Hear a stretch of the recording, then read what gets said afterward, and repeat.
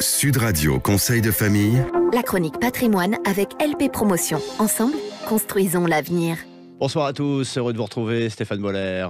Bonsoir, bonne semaine. Et d'entamer effectivement une nouvelle semaine dans votre compagnie. Alors régulièrement, Stéphane, vous êtes interpellé par des clients qui vous interrogent sur une opportunité de placement qui vous fait réagir. Oui, une chronique pour attirer l'attention de nos auditeurs sur ce que j'appelle les arnaques du patrimoine. Une fois encore, la semaine passée, un client du cabinet m'interroge sur l'opportunité de placer de l'argent sur un placement qui lui est présenté comme sûr, pérenne, rentable et liquide. Évidemment, ces placements peuvent exister, mais il faut se méfier des propositions trop alléchantes.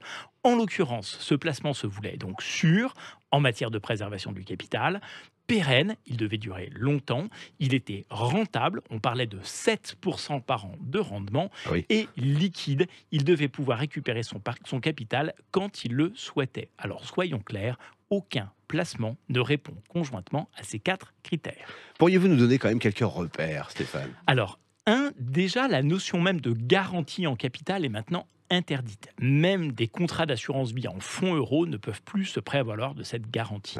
Donc, si on vous parle de garantie en capital, déjà, un point de suspicion.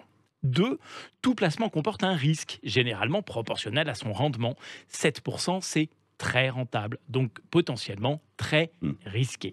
3, liquide, ça veut dire qu'on peut en sortir rapidement et pour la totalité des fonds investis. C'est sûr que, vu sous cet angle, ceci dit, à quoi faut-il faire attention, Stéphane ? Alors, un premier conseil, l'essentiel est surtout de ne jamais faire un investissement dans quoi que ce soit que l'on ne comprenne pas.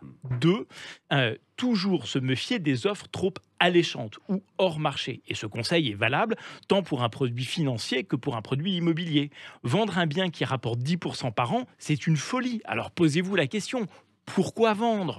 Vérifiez plusieurs fois s'il n'est pas insalubre, promis à la démolition, s'il ne faut pas refaire la toiture, que les locataires payent réellement leur loyer, etc.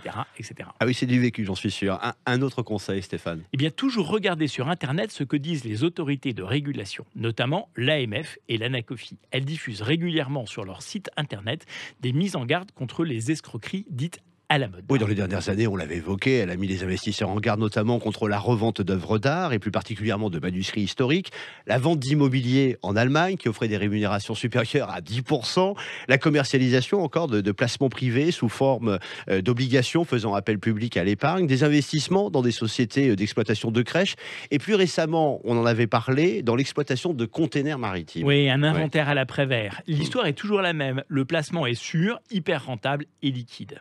Internet est souvent un bon moyen de jauger un investissement. Si on n'en parle pas, c'est suspect. Si les autorités de tutelle en parlent, c'est très suspect. Si les blogs des investisseurs en parlent, ça permet au moins de jauger de la qualité globale des services attendus. Une fois de plus, Stéphane, j'ai envie de dire qu'il faut faire preuve de bon sens. Et oui. Celui qui vous caractérise. On se retrouve demain ? À demain, Olivier. Toujours ici. C'était Sud Radio Conseil de famille. La chronique patrimoine avec LP Promotion. Ensemble, construisons l'avenir.